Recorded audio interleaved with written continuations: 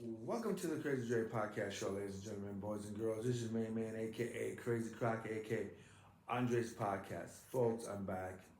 I'm doing 3 episodes this week. I've got more things going on YouTube.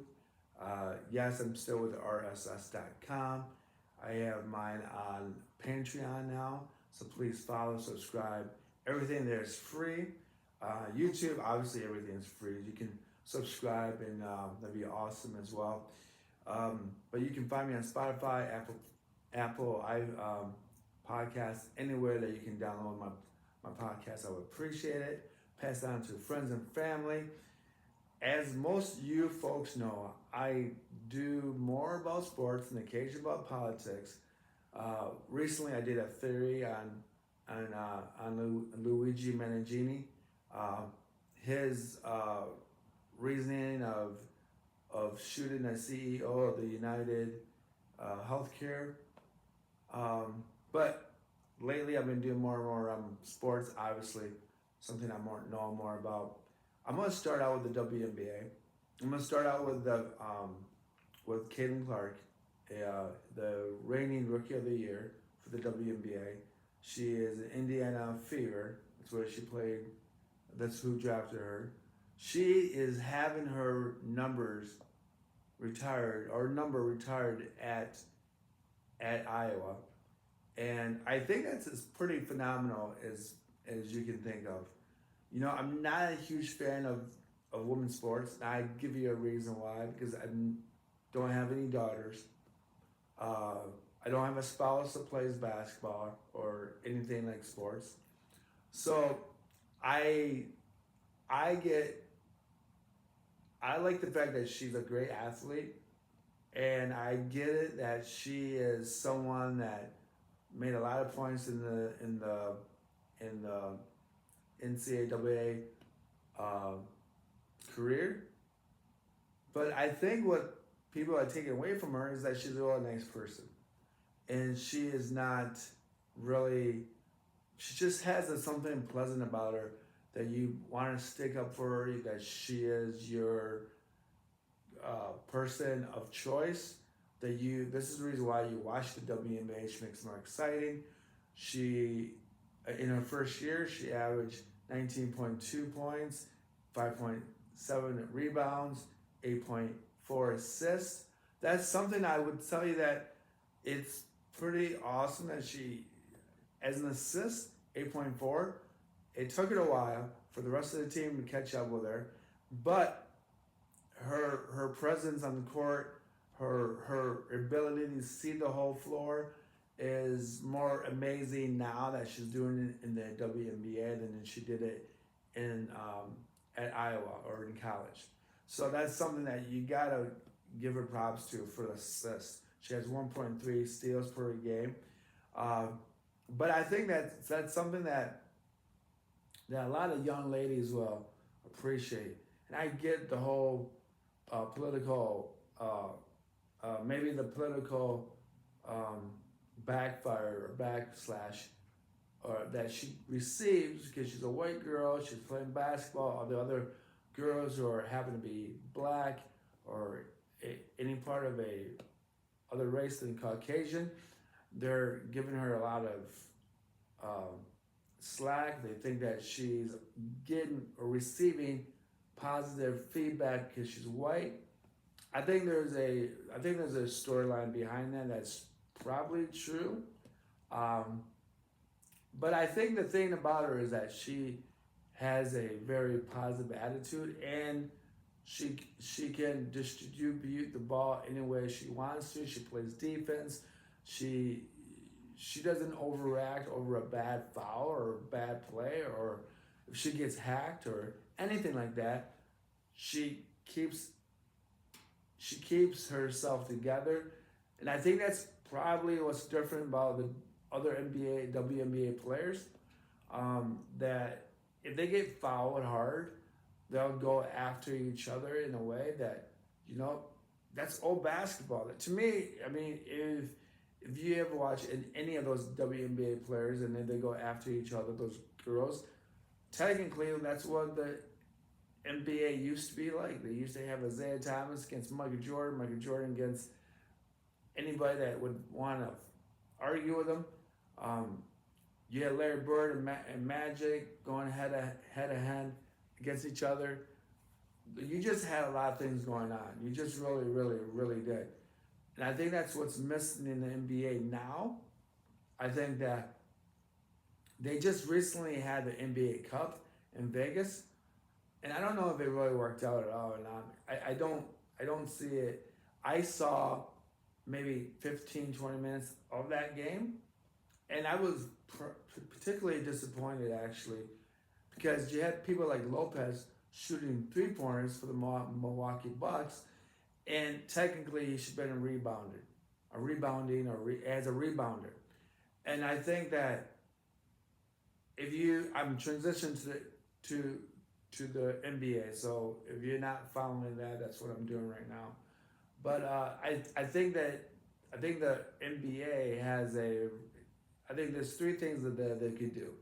One, let's start with this, is that they need to bring hand checking or some checking where players can't just go wherever they want to go. They can put their hands or their arms or something, their forearm or another opponent, and to make sure that the opponent is going in some other direction than to drive towards the basket. I think the second biggest thing that you have to consider is that not everyone is supposed to be a 3-point shooter. And I really don't care if you're tall or you got a good shooting form. Sometimes you just don't have the touch. And if you don't have that touch, you're not going to hit 3-pointers. And if you compare like Steph Curry, Isaiah Thomas, Mark Price, any of those guys, you see that they have, I feel because they're shorter, their ability to their release point of the shot is much more capable of shooting or making the 3-point shots. I think that you watched Isaiah Thomas, Mark Price, Craig Hodges, John Paxson, Steve Kerr, certain players like that. They didn't shoot the 3-pointer every time. A lot of times they would pass the ball. And with Steph Curry, he made it popular to shoot the ball anywhere he wants to. And I don't think it's Steph Curry's fault that he did that. I think what's happening is that we used to have players like Robert Horry, who won 7 championships in his career, more than Michael Jordan. So think about that. Robert Horry was a traveling man, and he basically went anywhere that he was needed for that 3-point shot. And I think that when you have people like Reggie Miller and those type of guys who are taller, they just knew how to make shots. It wasn't something that they practiced. I think it was something that they developed as they were growing up or growing themselves physically.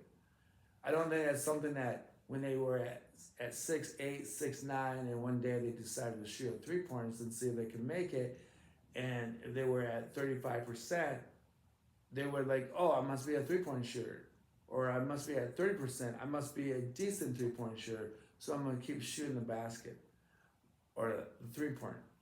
I think those guys developed those shots as they were growing up, from the point when they were adolescents, and when they got to the NBA, they had that shot kind of in their pocket. And I think that the NBA players now, most of these players don't have that shot in their pocket. And you can tell that they don't have any other shot in their pocket because they can't even hit a 15 or 17 footer coming off a pick. Now, some guys like Tobias Harris, who's not playing back in Detroit, he was more like that. He could shoot those 3-pointers, but you can still tell that he is a lot better at the mid shots. And that's one of the things that's happening to the NBA right now as well, is that a lot of these players are not hitting their 15 and 17 footers. Saying that, The third thing I think the NBA should do, or what I would, no, I think the second thing I need to talk about is that they need to bring back rebounding. And one of the things that they need to bring back is that I'm not a Michigan State fan, but I think that Coach Izzo kind of nailed it. And he took players that weren't that good and he tried to develop their shots. But he made sure that the rest of the team was going to rebound the shot. And the shooter was going to be able to go after his rebounds if it was if he had a good angle towards the basket. Now, again, that's something that as a basketball fan, you haven't seen that much happen in the last 35 years, by the way. Even when Isaiah Thomas and Michael Jordan and well, I think Michael Jordan was an exceptional. When Michael Jordan missed the shot, he went after the ball. He went after his missed shot. He could tell that he missed the shot and he was going to go try to get the rebound. I think maybe the Michael Jordan era, the end of his era, was the last of that kind to go after your own shot. Now, if you were at a three-point line and you knew that you were going to miss the shot, you would go back to play defense. But if you go and shoot the ball between 15 feet, I would say 17 feet into 5 feet, you go after your rebound. You don't see players do that unless they're right next to the basket. So I think that's another thing that the Izzo effect would have to be, if you are a team that throws up a lot of three-pointers, everybody's got to get a rebound. Everyone. No exceptions. There's no running back to the defense. I think another thing that they should have to do, the NBA players, the teams and all that, and I think this is the last point I'm going to make about this, is that they have to run plays. And I've said this before about Jaden Ivey of Detroit Pistons, and I think the biggest thing that they have to do with Jaden Ivey is that they have to have him move without the ball. And one of the things that I've noticed about Jaden Ivey is that he does not move without the ball good at all. He really doesn't. A lot of times what he does is that he goes to the left wing and he sits there, and then when Cade Cunningham and Tobias Harris or another player are running plays, Jaden Ivey's in the left side of the court, based on what direction you're looking from, and he's not moving. And then they run a play, and that one play that they run is either Cade taking a shot or the other player shooting a shot, and they either miss it or they make it, and everyone plays defense. One of the things I think the NBA really has a problem with is that not only are the wrong guys shooting three-pointers, the wrong guys are not picking for the shooters. So what I'm saying, though, is that if you're not a shooter, you should be running picks for your shooters. That's something I think that would be incredibly smart for the NBA, incredibly more entertaining. So hand checking is one, rebounding is two, and three, I think the big guys need to run plays for their shooters to get open and take shots. And I almost think that, a lot of these guys don't know anything. A lot of the big guys don't know how to play their back to the basket. And I think eventually that has to come back. I think that will have to come back in some form and shape. I just feel like that will make things a lot better for the NBA, a lot more entertaining. It gets everyone involved in the game. It's not one time you shoot it and then you play defense, or two times you pass it and then you shoot it at the three-point line. I don't think it's going to be like that at all. You can get the big guys involved in rebounding and to pass the ball and make picks for your shooting guards, that the inside game will open up for the big guys as well. Easy dunks, easy movements towards the basket. It's very fundamental, simple basketball. In my opinion, it's old school. I think the NBA needs to bring back the physicality of the game back. And I said about hand checking, but I think they have to allow the players to find their space by the paint and allow the big guys to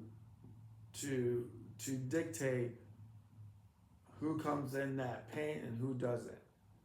And what I mean by that is the big guys are going to block the shots and rebound those shots, and they're going to make it difficult for the rest of the other team to score points.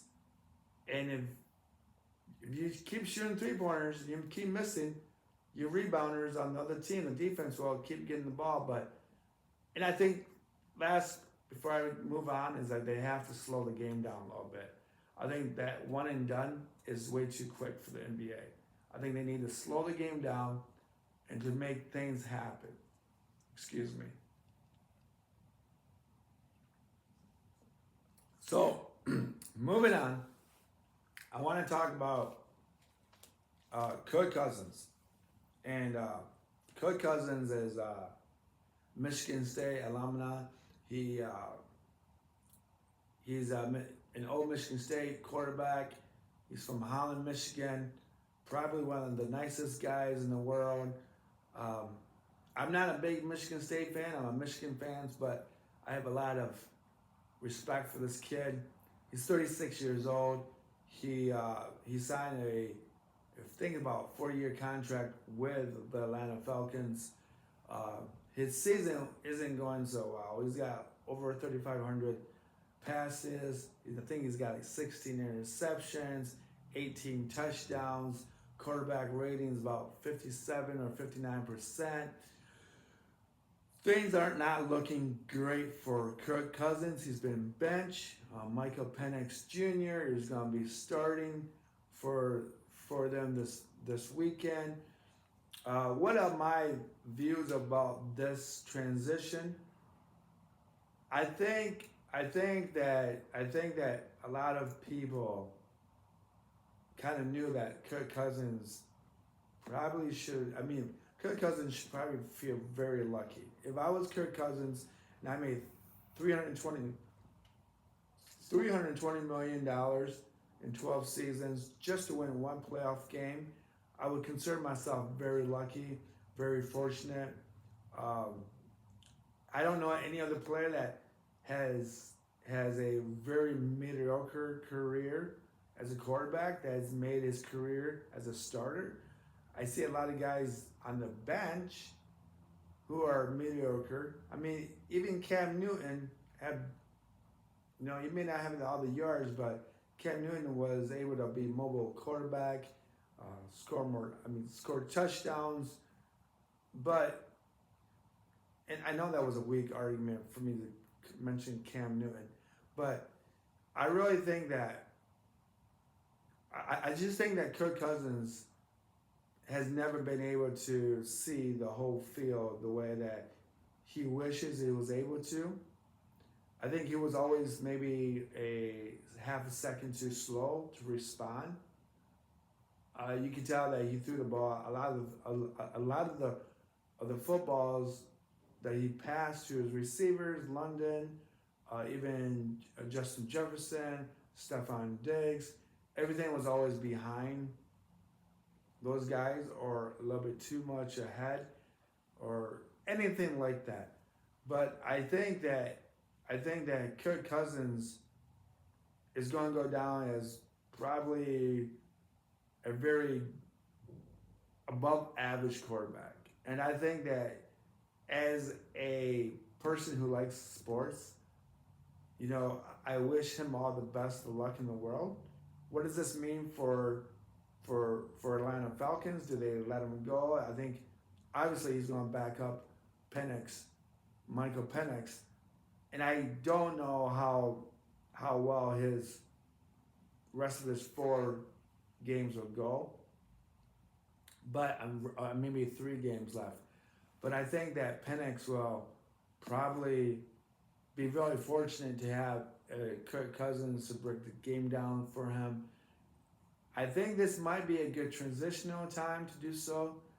I don't know. I mean, I feel like Kirk Cousins will be his backup next year, and I feel like Penix will probably get hurt next year. I do think that there will be a time where I feel like Kirk Cousins will be that quarterback for Atlanta Falcons that will come off the bench, and his numbers will be phenomenal. The reason why I said that is because he's the type of guy that, day to day assignments he may not be really good at, but when he gets in there to save the day, I call it save the day moment, the Superman effect, I guess you'd call it. I feel like he'll be that quarterback that probably will win a playoff game for the Atlanta Falcons if they get there next year, if they get the opportunity to go there next year. But great job, Kirk Cousins. I think that he had an awesome starting career. I think that you're a phenomenal man. So God bless you, and I hope everything else works out for the best of you. And last but not least, this is interesting. Well, the Cubs traded Cody Billinger to the Yankees. They replaced, obviously, Juan Soto. That Juan Soto went to the Mets. It was a little surprising to me to see Juan Soto go to the Mets, to be honest with you guys. I thought that he had good relationships with Aaron Judge and Aaron Boone and all the rest of the players. I think that you got to the World Series, you hit 41 home runs, that left field, that right field is short and sweet.